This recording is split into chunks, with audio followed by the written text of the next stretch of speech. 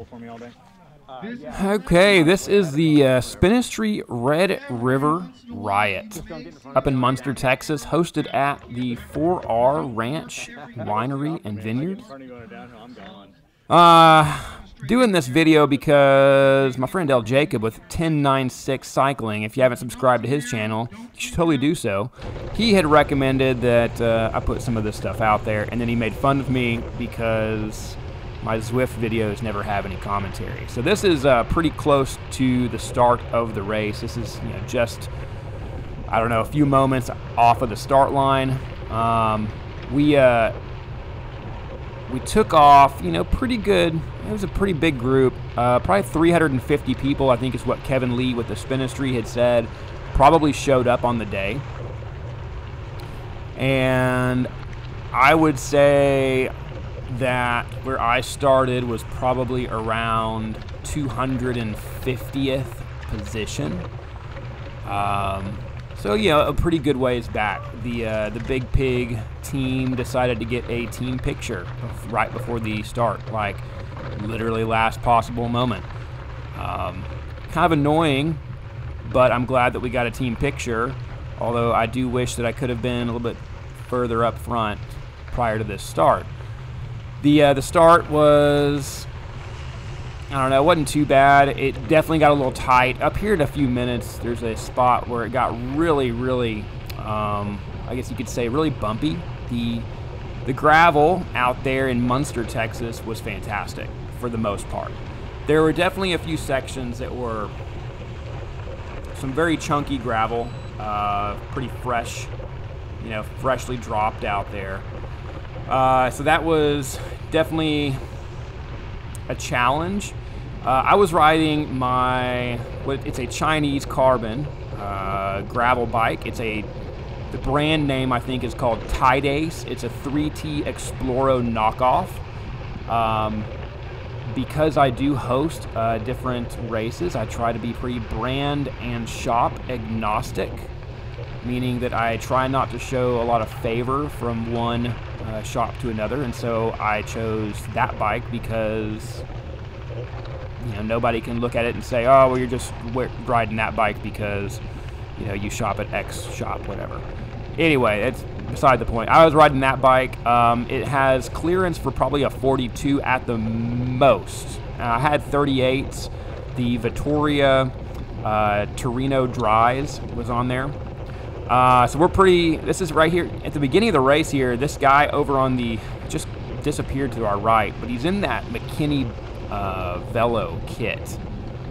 And that dude, he was a giant. Like, he must be 6'7", huge guy, just a monster. So I found him, and once I found him, I tried to stay kind of close. Riding a Lauf gravel bike. But I definitely, I looked for him and continued to follow him as long as I was near him because he had a great draft. I'm telling you, the guy's a monster. 6'7", I swear. So this is coming down through one of these little, quick little short descents up into another climb. It starts to get a little bit chunky here. You can see the gravel here on the side, on the left-hand side there. Definitely getting a little more chunky. For the most part, like I said, the gravel that we had on the day was just fantastic. Here I'm trying to make up some time because we did start so far back. While I am definitely not a big-time racer, I like to try to do what I can. And that means basically, moving up in this group. On those 38 tires, you can see this guy getting real squirrely in front of me in the McKinney Velo kit. Here is, this is the really chunky stuff that we came through. Had somebody that went down, I think it was Lisa Uranga. Yeah. Lisa Uranga had gone down, I guess, in this real chunky stuff. It was not easy to pedal through at all. Like I can see going down that descent with a lot of speed, things getting real loose real quick. And even like now at a low speed, trying to get back up and going, it was a challenging little section. Very fresh gravel had just been put down probably in the past like 2 to 3 months, and you can see already where it's starting to kind of smooth back out again. It was just kind of that one section right before that bridge where they had dumped some fresh gravel. This guy over to the right-hand side in the Irish kit, I saw him several times throughout the day. But again, like right now, it's just real early. You know, this is the first couple miles of the race. It's I did the 65-mile race today, and overall, I think things went extremely well. I did not have any intentions of being anywhere near the front, you know, call it front 5, front 10. My expectations going into this race were to start as close to the front as I could, which I did not do. I started around position 200 to 250, and to stick with the lead group as long as I could before I, you know, got pelted from the front. Never made the lead group, but I think I did pretty well as far as bridging up to some leaders. On the day, I ended up finishing 18th out of, I think it was 120 total riders in the 65-mile Red River Riot.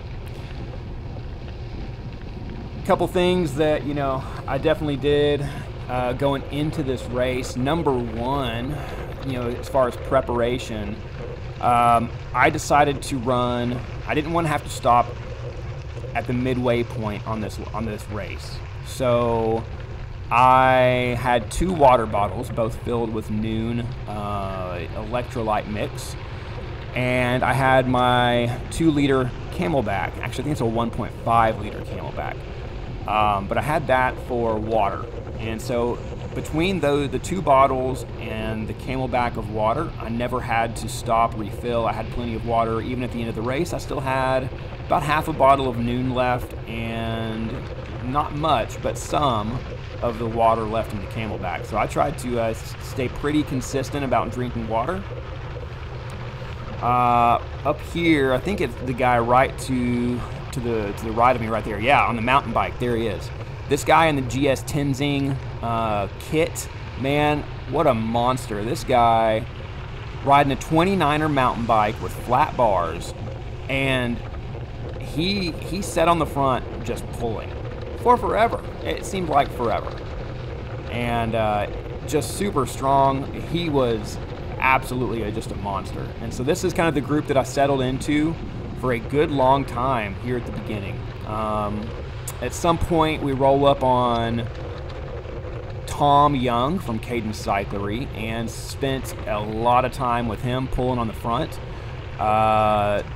There was probably 3 to 4 people in this group that actually would pull. There were some guys in Elevate kits that just set in. There was some McKinney Velo guys who were just sitting in. Again, this was really early on, so I can't blame them. You know, that's probably the smart thing to do. I don't do that well. I like to ride my pace and climb really consistently. So I might, you know, let it go a little bit on the descent and the flat, and I just end up passing everybody on the climbs because I try to hold a very consistent, very steady pace. I think that's Tom Young that's right there in front of me with the Cadence Cyclery kit. Again, him and I, we traded pulls here on the front of the group for quite a long time.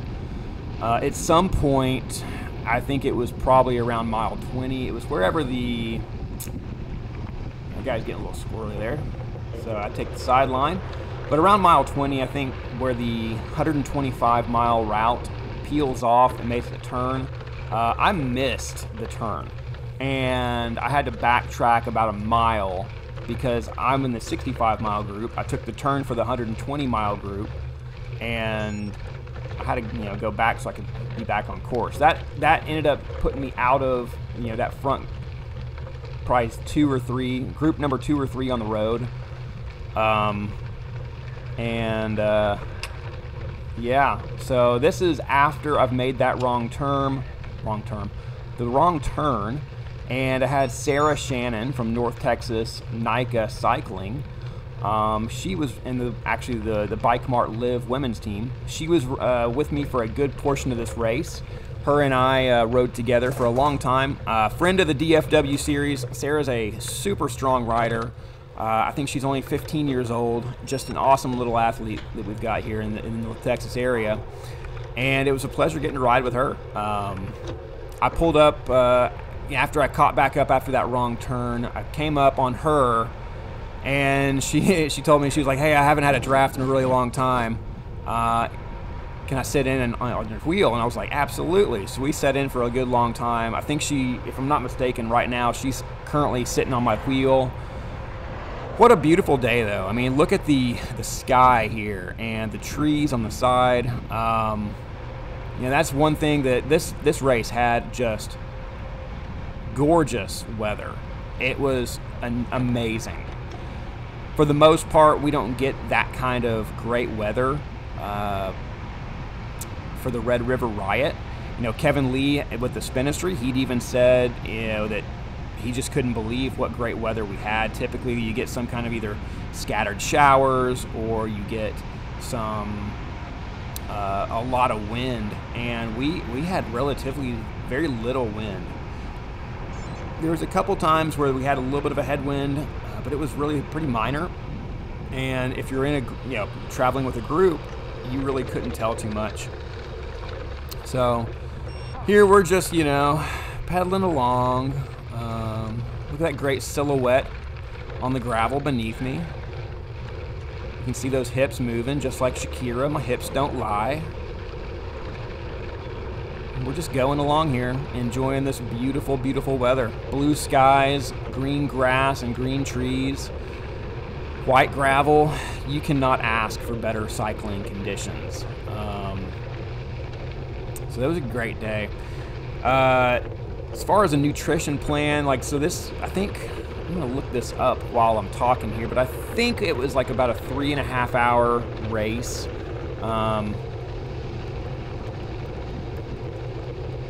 And for the most part, I just used goo packets. I had, I think, 2 Gatorade brand in like goo packets, and then I had probably 3 goo branded packets. And so I tried to eat one of those, I don't know, every 45-ish minutes. I know at one point I got way behind. Way behind. Like I was massively behind at some point. So that's the 2022 Red River Riot results. Where's my 2023?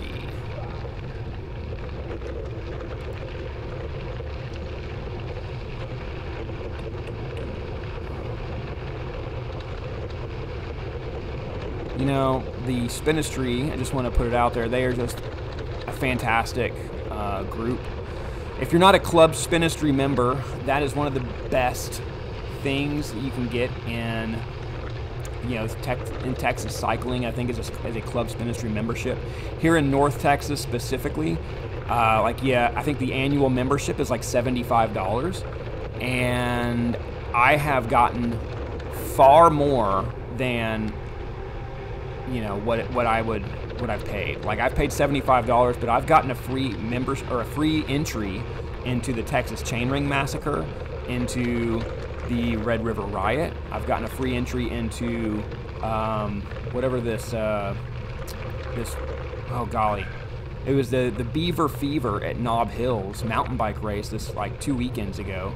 Got free entry into that. So I mean, I've picked up, you know, probably $150 in free entry to events just by having this Club Spinistry membership. So it's an annual account.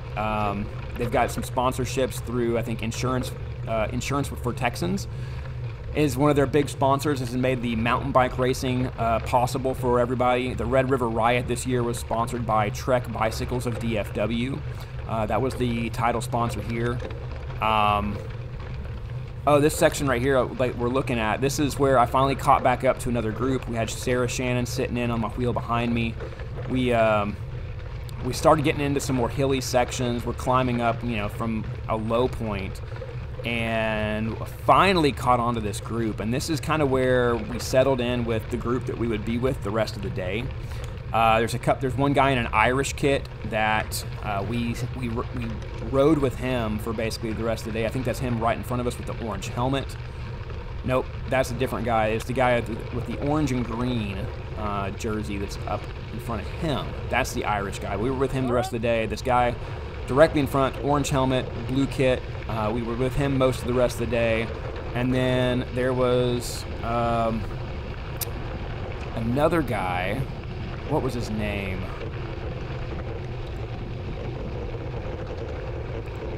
Well, as soon as I find the results here, I can know for sure. But he was from McKinney Velo. I met him for the first time. And we rode pretty much all day together. It was a fantastic ride with him.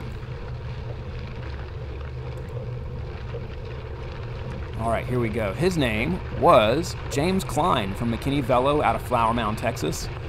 Fantastic dude. We ended up with a group of 4 later on in the race. Just me, him. I think he's one of these 3 McKinney Velo riders we're about to pass right here.